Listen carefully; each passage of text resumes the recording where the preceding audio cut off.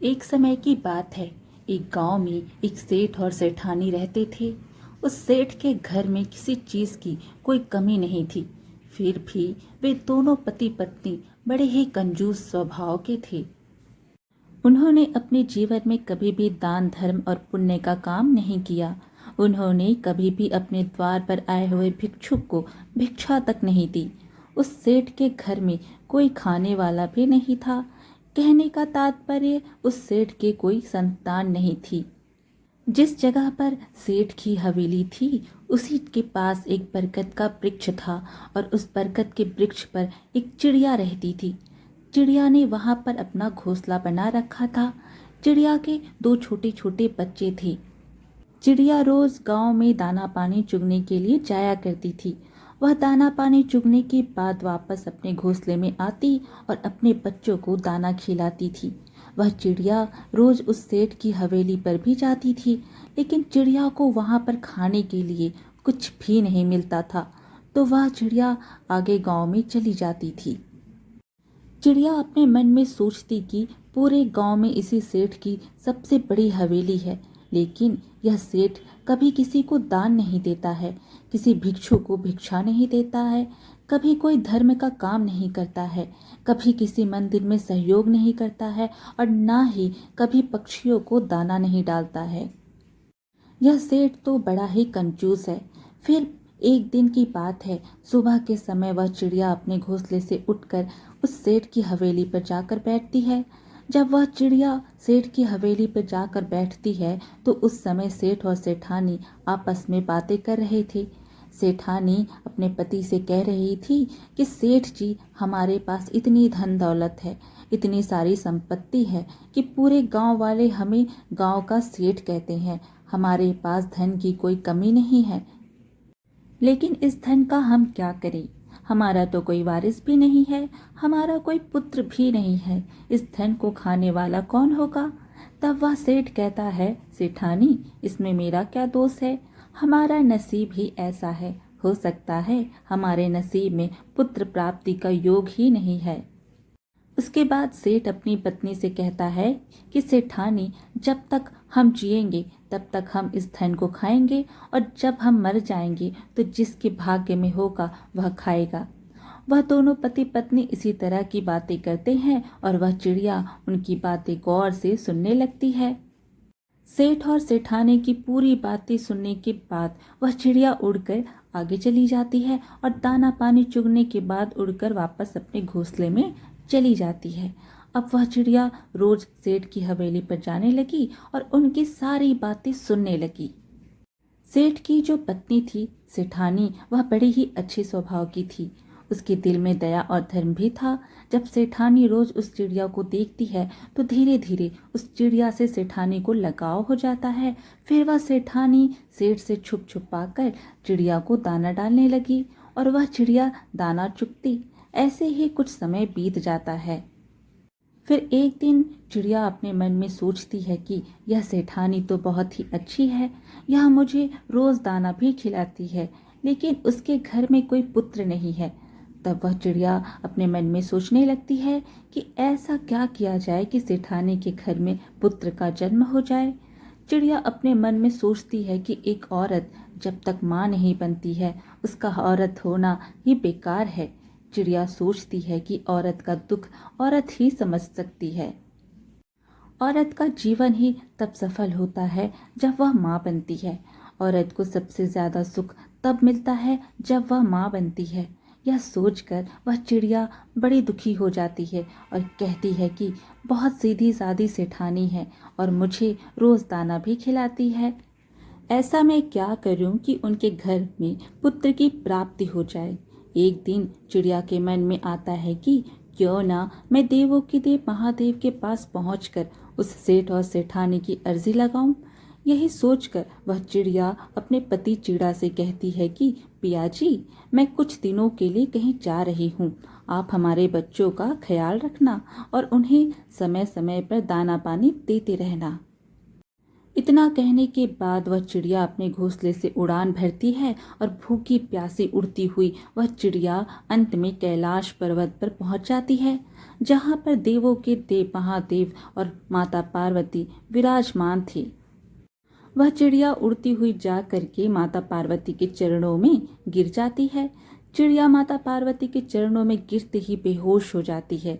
फिर माता पार्वती उस चिड़िया को अपने हाथों में उठाती हैं और चिड़िया से कहती है, हे चिड़िया, तुम कहाँ से आई हो? तुम बहुत परेशान लग रही हो, क्या बात है, मुझे बताओ। फिर वह चिड़िया माता पार्वती से कहती है कि हे माता, मैं बहुत दुखी हूँ और मैं बहुत दूर से आई हूँ। मैं अपने दुख से दुखी नहीं हूँ, मैं किसी और के दुख से दुखी हूँ। माता पार्वती कहती हैं कि हे चिड़िया, तुम क्यों दुखी हो, मुझे साफ साफ बताओ। तब चिड़िया कहती है कि हे माता, जहाँ पर मैं रहती हूँ वहाँ पर एक सेठ और एक सेठानी भी रहते हैं। उनका कोई पुत्र नहीं है और वह सेठानी बहुत ही अच्छी है। इतनी सी बात कहकर वह चिड़िया फिर से बेहोश हो जाती है। माता पार्वती उस चिड़िया को फिर से होश में लाने की कोशिश करती है। काफी देर के बाद वह चिड़िया फिर से होश में आ जाती है। तब माता पार्वती उस चिड़िया को कुछ दाना पानी खिलाती हैं। माता पार्वती कहती हैं कि हे चिड़िया, तुम चिंता ना करो, अभी भगवान शिव ध्यान में लीन है। जब थोड़ी देर बाद उनका ध्यान टूटेगा तो हम उनसे बात करेंगे। फिर थोड़ी ही देर बाद भगवान शिव अपनी साधना से उठते हैं। माता पार्वती उस चिड़िया को अपने हाथों में लेकर महादेव के पास जाती हैं और कहती हैं, हे स्वामी, जिस गांव में यह चिड़िया रहती है उसी गांव में एक सेठ और सेठानी रहते हैं। क्या उनके भाग्य में पुत्र की प्राप्ति है या नहीं?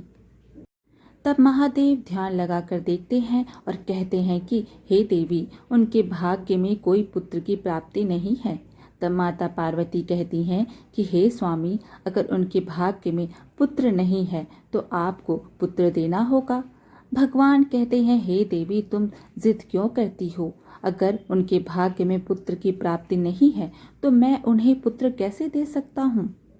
लेकिन माता पार्वती जिद करती हैं और कहती हैं, स्वामी, यह चिड़िया बहुत ही दूर से आई है और यह आशा लेकर आई है कि हम उसकी मदद जरूर करेंगे।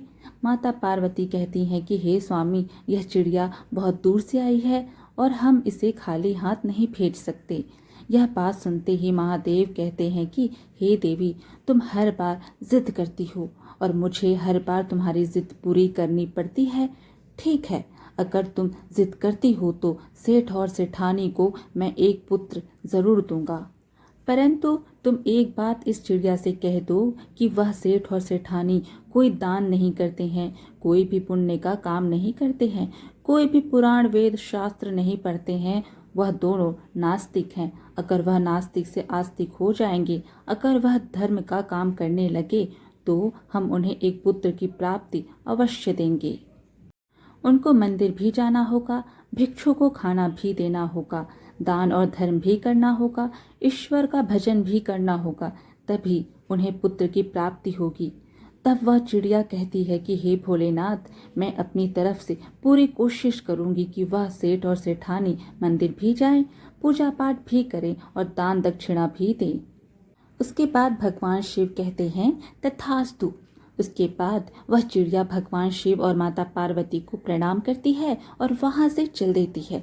चिड़िया उड़ते उड़ते अपने घोंसले में आ जाती है और उसके 9 महीने बाद सेठानी को एक सुंदर पुत्र की प्राप्ति होती है। वह सेठ और सेठानी पुत्र को पाकर बहुत खुश होते हैं और वह चिड़िया भी फूले नहीं समा रही थी। वह चिड़िया बहुत खुश थी कि उसकी मेहनत सफल हो गई है। चिड़िया भी यह जानकर बहुत खुश होती है। फिर वह चिड़िया सोचती है कि वह सेठ इस गांव का सबसे धनी सेठ है और वह अपने बेटे को अच्छा अच्छा खाना खिलाएगा तो खाने के कुछ टुकड़े तो नीचे भी गिरेंगे और वह हमें भी खाने को मिलेगा। यह सोचकर वह चिड़िया बहुत खुश होती है। धीरे धीरे वह सेठ का लड़का बड़ा होने लगता है। फिर एक शिवरात्रि निकल गई, दूसरी शिवरात्रि भी निकल गई, तीसरी शिवरात्रि भी निकल गई, चौथी शिवरात्रि भी निकल गई और जब 5वीं शिवरात्रि आने वाली थी तो वह चिड़िया बहुत चिंतित हो जाती है और बहुत दुखी भी हो जाती है। वह चिड़िया सोचती है कि यह सेठ का बेटा 5 साल का हो चुका है, लेकिन यह सेठ और सेठानी ना कभी मंदिर जाते हैं और ना पूजा पाठ करते हैं और ना किसी गरीब को खाना खिलाते हैं। अब वह चिड़िया सोचती है कि अगर यह सेठ और सेठानी दान धर्म नहीं करते हैं, पूजा पाठ नहीं करते हैं, किसी भूखे को खाना नहीं खिलाते हैं, तो इनका पुत्र अपाहिज होगा और बहुत ही जल्द खत्म हो जाएगा। यही सोचकर वह चिड़िया बहुत चिंतित होती है और दुखी भी हो जाती है। अब चिड़िया सोचने लगती है कि मैं सेठ और सेठानी को कहूँ तो कैसे कहूँ। यह मेरी भाषा को भी नहीं समझते हैं, यह मेरे इशारों को भी नहीं समझ पाएंगे। अब मैं क्या करूँ। यही सोचकर वह चिड़िया बहुत ज़्यादा दुखी हो जाती है। तब तक उस चिड़िया के बच्चे भी बड़े हो चुके थे। वह चिड़िया अपने बच्चों से कहती है कि बच्चों, अब तुम अपना ख्याल रखना, मैं कुछ दिनों के लिए कहीं बाहर जाकर आ रही हूँ। अब वह चिड़िया फिर से अपने घोंसले से उड़ान भरती है और सीधी कैलाश पर्वत पर पहुँचती है। कैलाश पर्वत पर जाकर माता पार्वती के चरणों में गिर जाती है। माता पार्वती उस चिड़िया को अपने हाथों में उठाकर कहती है कि हे चिड़िया, अब तुम्हें क्या परेशानी है। तुमने जो कहा था वह तो हो चुका है। सेठ और सेठानी को पुत्र की प्राप्ति हो चुकी है। अब तुम यहाँ क्यों आई हो। तब वह चिड़िया माता पार्वती से कहती है कि माता, सेठ और सेठानी को पुत्र की प्राप्ति तो हो चुकी है, लेकिन उनसे दान दक्षिणा कराने में मैं असफल रही। उनको मैं धर्म के मार्ग पर नहीं ला सकी। वे दोनों पति पत्नी आज भी वही काम करते हैं जो कि पहले करते थे।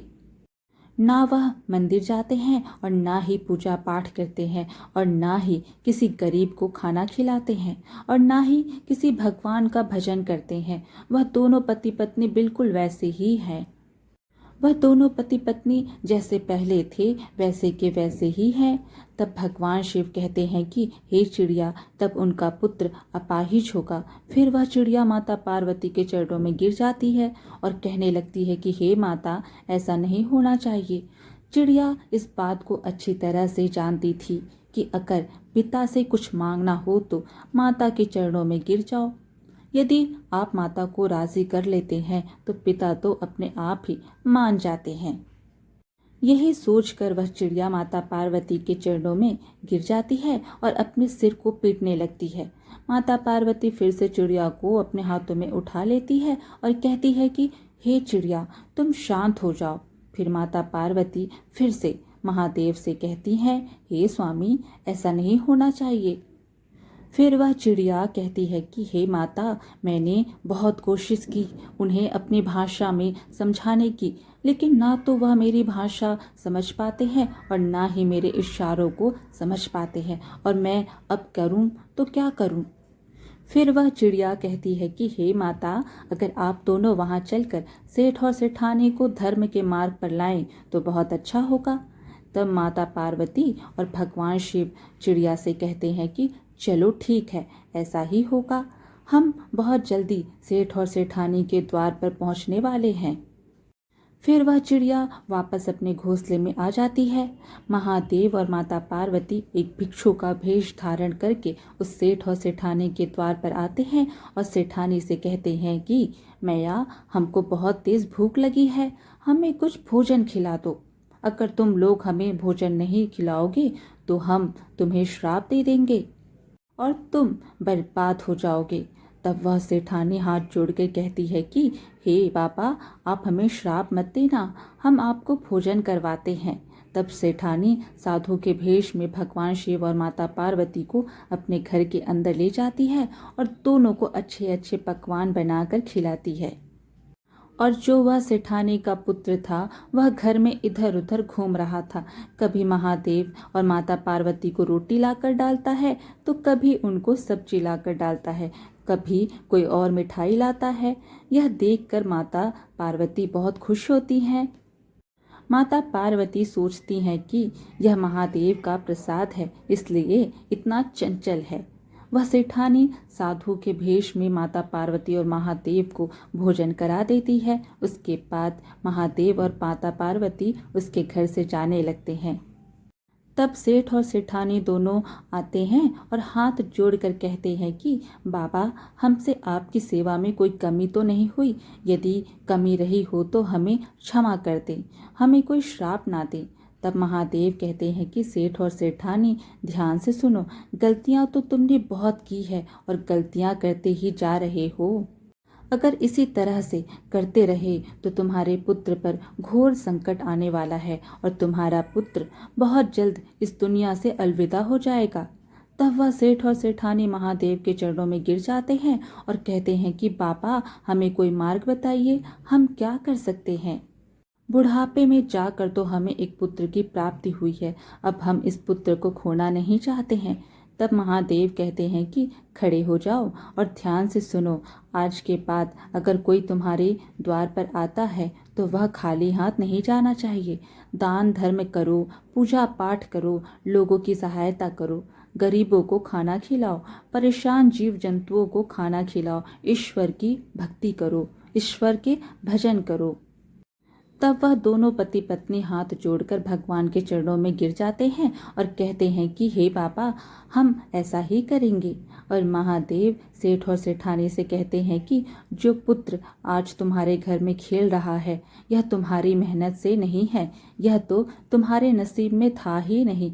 यह तो एक चिड़िया की मेहनत है जो तुम्हारे यहाँ से उड़ करके कैलाश पर्वत पर पहुंची और भगवान शिव और माता पार्वती से विनती करके इस पुत्र को तुम्हारे लिए मांगा है।